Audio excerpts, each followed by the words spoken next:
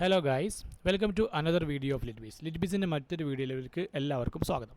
നമ്മൾ ഇന്ന് ഡിസ്കസ് ചെയ്യാൻ പോകുന്ന വർക്കിൻ്റെ പേര് മൈ ഗ്രാൻഡ് മദേഴ്സ് ഹൗസ് എന്നുള്ളതാണ്. ഇത് എഴുതിയിട്ടുള്ളത് കമല ദാസ് ആണ്. മാധവിക്കുട്ടി എന്നുള്ള പേരിലൊക്കെ നമ്മളൊക്കെ വളരെ ഫേവറേറ്റായിട്ട് അറിയുന്ന കമല ദാസ് ആണ് ഈ ഒരു വർക്കിൻ്റെ ഈ ഒരു പോയട്രി എഴുതിയിട്ടുള്ളത്. അപ്പോൾ കമല ദാസിൻ്റെ മൈ ഗ്രാൻഡ് മദേഴ്സ് ഹൗസ്, എൻ്റെ ഗ്രാൻഡ് മദറിൻ്റെ വീട് എന്ന് പറഞ്ഞിട്ടുള്ള ഈ ഒരു വർക്കാണ് നമ്മൾ ഇന്ന് ഡിസ്കസ് ചെയ്യാൻ പോകുന്നത്. ആദ്യമായിട്ട് നമ്മൾ കമല ദാസിൻ്റെ ഒരു ബയോഗ്രഫിയാണ് ജസ്റ്റ് നോക്കുന്നത്. എന്തൊക്കെയാണ് പിന്നെ കമല ദാസിൻ്റെ ഒരു ഷോർട്ട് ബയോഗ്രഫി എന്നുള്ളത്, പ്രധാനപ്പെട്ട വർക്കുകൾ എന്തൊക്കെയാണ് തുടങ്ങിയിട്ടുള്ള കാര്യങ്ങൾ നമുക്കൊന്ന് നോക്കാം. 1934 കമലദാസ് ജനിക്കുന്നത്. 2009 വരെ ആണ് അവരുടെ കാലഘട്ടം. 2009 അവർ മരിക്കുന്നത്. അവരുടെ ഏറ്റവും ഫേമസ് ആയിട്ടുള്ള ഒരു പേര് മാധവിക്കുട്ടി എന്നുള്ള പേരിലാണ് തുടക്കകാലത്തൊക്കെ എന്ത് ചെയ്യുന്നത് അവർ എഴുതുന്നത് എന്നുള്ളത് നമുക്ക് മനസ്സിലാക്കാം. മാധവിക്കുട്ടി എന്നുള്ള പേരിലാണ് പല വർക്കുകളും നമ്മൾ കണ്ടിട്ടുണ്ടാവുക.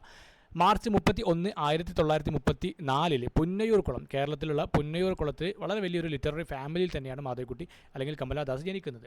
മാത്രമല്ല പിന്നെ അവരുടെ ആ ഒരു ചെറുപ്പകാലം എന്ന് പറഞ്ഞാൽ ആൻസെസ്ട്രൽ ഹോമിൽ അവരുടെ പ്രപിതാക്കന്മാർ അവർ പരമ്പരയായിട്ട് താമസിച്ചു വന്നിട്ടുണ്ടായിരുന്ന ആ വീട്ടിലാണ് അവരുടെ ചെറുപ്പകാലത്ത് കഴിഞ്ഞു പോകുന്നത്.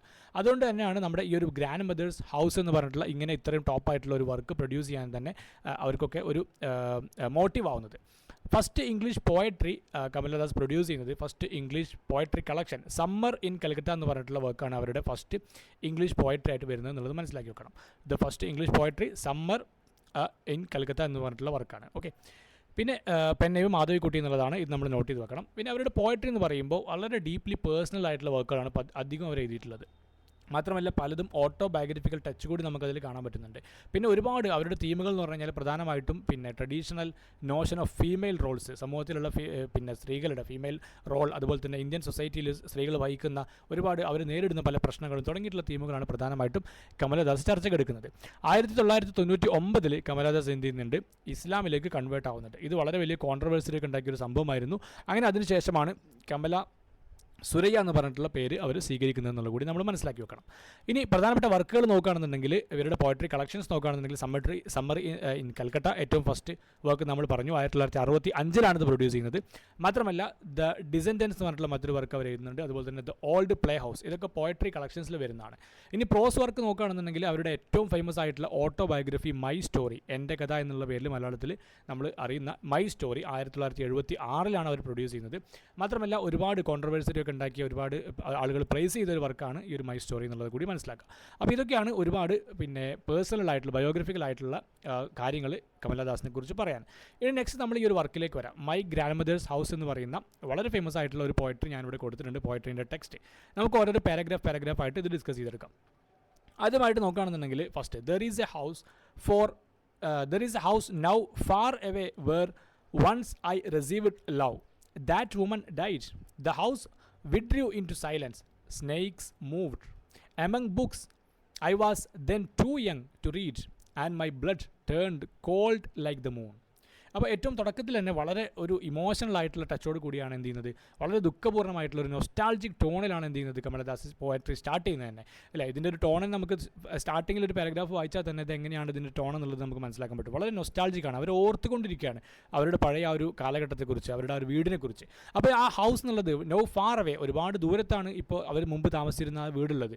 അതായത് ഫിസിക്കലായിട്ടും ഇമോഷണലായിട്ടുള്ളൊരു ഡിസ്റ്റൻസ് ആണ് ഇവിടെ കാണിക്കുന്നത്. അല്ലേ, ദൂരെയുള്ളൊരു വീടിനെ കുറിച്ചാണ്. There is a house no far away, ഒരുപാട് ദൂരത്താണ് വീടുള്ളത്, ഇമോഷണലി ഫിസിക്കലി ഒക്കെ ദൂരത്തായിട്ട് പോയിട്ടുണ്ട്.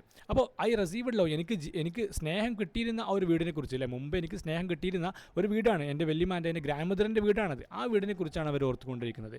That woman date, that woman എന്നാണ് ഇവിടെ എന്ത് ചെയ്യുന്നത് ഗ്രാൻഡ് മദറിനെ കുറിച്ച് പറയുന്നത് എന്നുള്ളത് നമ്മൾ ശ്രദ്ധിക്കണം. അല്ലേ, speaker refers to the grandmother, that woman എന്നാണ് പറയുന്നത് മാധവിക്കുട്ടി. അപ്പോൾ എന്താണ് ആ ഒരു അമ്മച്ചി എന്ത് ചെയ്തിട്ടുണ്ട്, ഗ്രാൻഡ് മദർ മരിച്ചിട്ടുണ്ട്. അപ്പോൾ ഡീപ്പ് പേഴ്സണൽ ലോസ്, അല്ലേ, എത്ര വലിയ പേഴ്സണൽ ലോസാണ് അവർക്ക് സംഭവിച്ചിട്ടുള്ളത് എന്നുള്ളത് വ്യക്തമാക്കിക്കൊണ്ടാണ് ദാറ്റ് വുമൺ എന്നുള്ള ഒരു ടേം അവിടെ യൂസ് ചെയ്യുന്നത്. അല്ലേ, ആ ഒരു സ്ത്രീ മരിച്ചു പോയിട്ടുണ്ട്. ഇനി മാത്രമല്ല the house withdrew to silence, അതിനുശേഷം വീട് പൂർണ്ണമായിട്ട് നിശബ്ദതയിലേക്ക് പോവുകയാണ് ചെയ്യുന്നത്. അല്ലേ, നിശബ്ദത എന്ന് പറഞ്ഞാൽ എന്താ, വളരെ വലിയ നിശബ്ദതയാണ്, വളരെ ഡീപ്പാണ്. സ്നേക്സ് മൂവ്ഡ് ഇൻ, ഇവിടെ പറയുന്ന നോക്കൂ, സ്നേക്സ് മൂവ്ഡ് എന്ന് പറഞ്ഞാൽ എമംഗ് ബുക്സ്, ഒരുപാട് പുസ്തകങ്ങൾ ഉണ്ടായിരുന്ന വീടാണ്. പക്ഷേ ആ വീട്ടിൽ ഒരുപാട് എന്ത് ചെയ്തിട്ടുണ്ട്, സ്നേക്കുകൾ കുടിയേറി പാർത്തിട്ടുണ്ട്. അപ്പോൾ ഇത് എന്തിനാണ് ഇത് കാണിക്കുന്നത്, ഡീകേ ആൻഡ് അബാൻമെൻറ്റ്, വീടിനെ ആളുകൾ ഒഴിവാക്കിയിട്ട് പോയിട്ടുണ്ട്, വീട്ടിൽ ആരുമില്ല, വീട് നശിച്ചുകൊണ്ടിരിക്കുകയാണ്. ആ ഒരു സംഭവത്തിലേക്കാണ് ഇത് വിരൽ ചൂണ്ടുന്നത്. മാത്രമല്ല പിന്നെ I was then too young to read, ആ ഒരു സമയത്ത് ഞാൻ ചെറിയൊരു ആ ഒരു ചെറുപ്പകാലം ആലോചിക്കുകയാണ് അല്ലേ. വായിക്കാൻ വളരെ ചെറിയ കുഞ്ഞായിരുന്ന സമയത്താണ് ഒരുപാട് പുസ്തകങ്ങളും മറ്റൊക്കെ ഉണ്ടായിരുന്നൊരു വീടായിരുന്നു. പക്ഷേ and my blood turned cold like the moon അല്ലേ. വീടിൻ്റെ ഒരു അവസ്ഥ വർദ്ധിച്ചുകൊണ്ട് പോയിട്ട് എന്താ പറയുന്നത് അല്ലേ, feel cold and emotionally numb എന്നാണ് അല്ലേ. ഏറ്റവും എങ്ങനെയാണ് നമ്മുടെ ബ്ലഡ് എങ്ങനെയാണ് വളരെ കോൾഡായി മാറുന്നത്, എങ്ങനെയാണത് മൂണിനെ പോലെ അത് എന്തായി മാറുന്നത്, പിന്നെ തണുപ്പായി മാറുന്നത്. അപ്പോൾ അത്രയും ഒരു ഇമോഷണൽ ഒരു കണക്ഷൻ ഇപ്പോൾ കിട്ടുന്നില്ല, അത്രയും നമ്പായി മാറിയിട്ടുണ്ട് അല്ലേ. ഒരുപാട് തണുത്ത് പോയിട്ടുണ്ട് എൻ്റെ രക്തം. അത്രയും വളരെ വലിയൊരു സാഡ്നെസ് ആണ് ഇവിടെ കാണിക്കുന്നത്. അപ്പോൾ മൂൺ എന്നുള്ളത് ഇവിടെ ഉപയോഗിച്ചത് എന്തുകൊണ്ടാണ്, ആ ഒരു ഡിറ്റാച്ച്മെൻറ്റ് അല്ലേ, ഡിസ്റ്റൻസ് കാണിക്കാൻ വേണ്ടിയിട്ടാണ് അല്ലേ. അപ്പോൾ കോൾഡ്നെസ് ഓൾറെഡി ബ്ലഡ് തണുത്ത് പോയിട്ടുണ്ട്, പക്ഷേ അത്രയും ഒരു ഡിസ്റ്റൻ്റ് ആയിട്ടുള്ള ഒരു ഫീലിംഗ് ആണ് ഇപ്പോൾ ആ ഒരു വീടിനെ കുറിച്ച് ഓർക്കുമ്പോൾ തങ്ങൾക്കുള്ളതെന്ന് കാണിക്കാൻ വേണ്ടിയിട്ടാണ് എന്ത് ചെയ്യുന്നത് മാധവിക്കുട്ടി ഇങ്ങനെ ഒരു സംഗതി യൂസ് ചെയ്യുന്നത്, ഈ ഒരു പിന്നെ ടേം യൂസ് ചെയ്യുന്നത്. ഓക്കെ, ഇനി അടുത്തൊരു പാരഗ്രാഫിലേക്ക് പോകുമ്പോൾ how often I think of going there. ഞാൻ എത്രമാത്രം ആഗ്രഹിക്കുന്നുണ്ടല്ലേ, എങ്ങനെയാണ് എത്ര ഞാൻ ആഗ്രഹിക്കുന്നുണ്ട് അവിടേക്ക് പോകാൻ.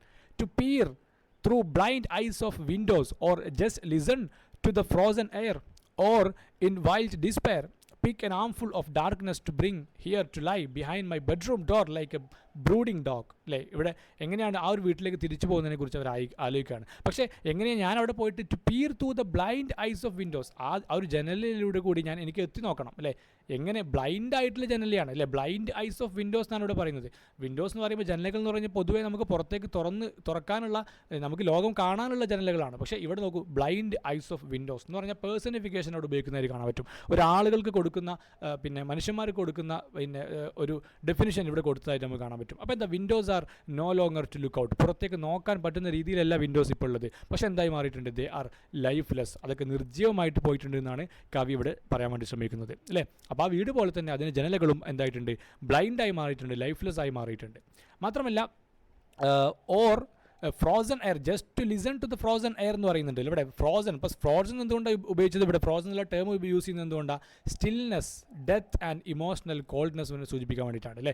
ആ വീടിൻ്റെ തണുപ്പ്, ഇപ്പോൾ നമ്മൾ തണുത്ത മൃതശരീരങ്ങളൊക്കെ എന്ന് പറഞ്ഞാൽ എന്താ, ആ ഒരു ഡെത്തിൻ്റെ കൂടെ എപ്പോഴും നമ്മൾ പറയുന്നൊരു സംഭവമാണ് കോൾഡ്നെസ് എന്നുള്ളത്, സ്റ്റിൽനെസ് എന്നുള്ളത്, തണുപ്പ് എന്നുള്ളത്. അപ്പോൾ അതുപോലെ അത്രയും തണുത്ത ഒരു എയറാണ് എനിക്കുള്ളത് ആ ഒരു വീട്ടിൽ നിന്ന് കേൾക്കാൻ കഴിയുന്നത്. കാരണം അത്രമാത്രം അത് ഒരു മരണത്തെ എന്ത് ചെയ്യുന്നുണ്ട്, സൂചിപ്പിക്കുന്നുണ്ട് ഈ ഒരു ഗ്രാമത്തിൽ പാസ് ചെയ്ത് പോയതിന് ശേഷം.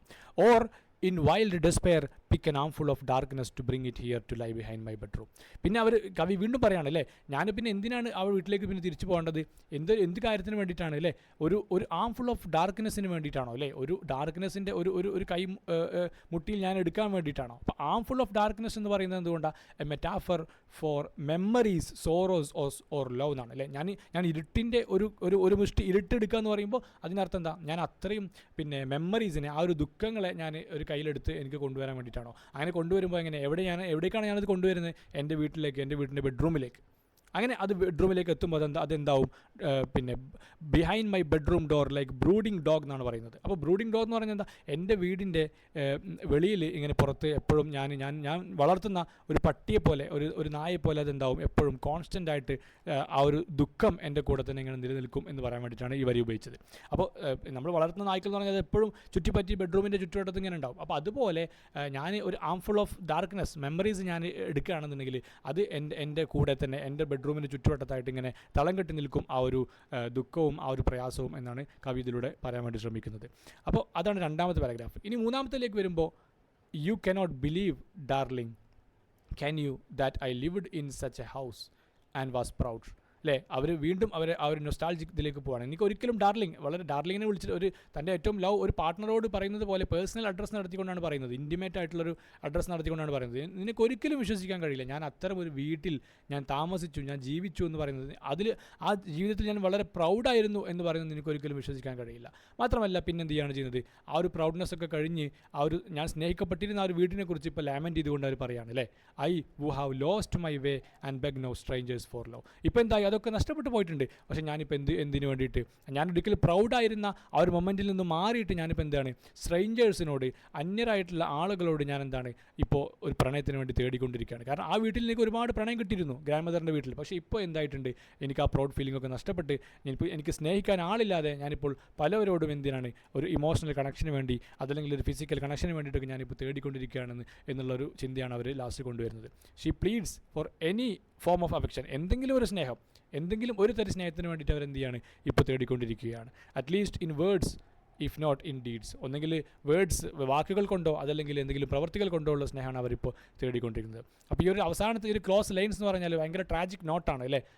എത്രമാത്രം ഇമോഷണൽ എംപ്റ്റിനെസ് ആണ് അവർ ഇപ്പോൾ ഫീൽ ചെയ്തുകൊണ്ടിരിക്കുന്നത്. മാത്രമല്ല അവരുടെ ഇപ്പോഴത്തെ പ്രസൻറ്റ് ലൈഫിൽ എത്രമാത്രം അവർ സ്നേഹത്തിന് വേണ്ടി ക്രാവ് ചെയ്തുകൊണ്ടിരിക്കുന്നുണ്ട് തുടങ്ങിയിട്ടുള്ള ഒരു ചിന്തയാണ് അവസാനമായിട്ട് മാധവിക്കുട്ടി ഉണർത്തുന്നത്. അപ്പോൾ ഇതിൽ പ്രധാനപ്പെട്ട തീമുകൾ നമ്മൾ ജസ്റ്റ് ഒന്ന് നോക്കുകയാണെന്നുണ്ടെങ്കിൽ നൊസ്റ്റാൾജിയാണ് ഏറ്റവും വലിയ തീം. നൊസ്റ്റാൾജിയ ആൻഡ് ലോസ് അല്ലേ, അവരുടെ നഷ്ടപ്പെട്ട ചൈൽഡ്ഹുഡ്, ആ ഒരു സ്നേഹം, വാംത്ത്, അതൊക്കെയാണ്. രണ്ടാമത്തേത് ഇമോഷണൽ ഡെസ്റ്റുലേഷനാണ് അല്ലേ. നമുക്ക് ഇതിൽ സ്ഥിരമായിട്ട് കാണാൻ കഴിയുന്ന ഒരു ടോണാണ് അല്ലേ. കാരണം പാസ്റ്റ് ലവ് അവർക്കുണ്ടായിരുന്നു, പക്ഷേ കറൻ്റ്ലി ഇപ്പോൾ അത് എംപ്റ്റിനെസ് ആണ്, അവർക്കിപ്പോൾ ഇത് സ്നേഹിക്കാൻ ആളില്ല. ഡെത്ത് ആൻഡ് ഡീകെ അല്ലേ, ലിറ്ററലായിട്ടുള്ള അതുപോലെ തന്നെ സിംബോളിക് ആയിട്ടുള്ള മരണവും നഷ്ടപ്പെടലുകളും വേർപാടുകളുമാണ് അല്ലേ. ഗ്രാൻഡ് മദറിൻ്റെ ഡെത്ത് പറയുന്നുണ്ട്, അതുപോലെ തന്നെ ഇമോഷണൽ കണക്ഷനും അവർക്ക് നഷ്ടപ്പെട്ടിട്ടുണ്ട്. പിന്നെ സെർച്ച് ഫോർ ലവ്, ദുഃഖത്തിന് വേണ്ടിയിട്ട് അവരിങ്ങനെ തേടിക്കൊണ്ടിരിക്കുകയാണ് അല്ലേ. പ്രണയത്തിന് വേണ്ടി തേടിക്കൊണ്ടിരിക്കുകയാണ് അവർ. ഭയങ്കര ജെന്യൂൻ ആയിട്ടുള്ള അഫെക്ഷൻ എവിടെ നിന്ന് കിട്ടും എന്നുള്ളത് തേടിക്കൊണ്ടിരിക്കുകയാണ്. മാത്രമല്ല ഫെമിനൈൻ ഐഡൻറ്റിറ്റിയൊക്കെ വൾണറബിലിറ്റി ഇതിൽ വരുന്നതായി കാണാൻ പറ്റും. കാരണം കമലദാസ് എന്നുള്ളത് എപ്പോഴും അവരുടെ കവിതയിൽ നമുക്ക് കാണാൻ പറ്റുന്ന സംഗതിയാണ്. ഇന്നർ വേൾഡ് ഓഫ് വുമൺ, ഒരുപാട് അവരുടെ പെയിൻ, അവരുടെ പിന്നെ പാസ്റ്റ്, അവരുടെ ഡിസയറുകൾ തുടങ്ങിയിട്ടുള്ള കാര്യങ്ങൾ അവരുടെ കവിതകൾ വരുന്നതായിട്ട് നമുക്ക് കാണാൻ പറ്റും. അപ്പോൾ ഇതൊക്കെയാണ് കമലദാസിൻ്റെ ഈ ഒരു വർക്കിൻ്റെ short summary and themes. Thank you, by.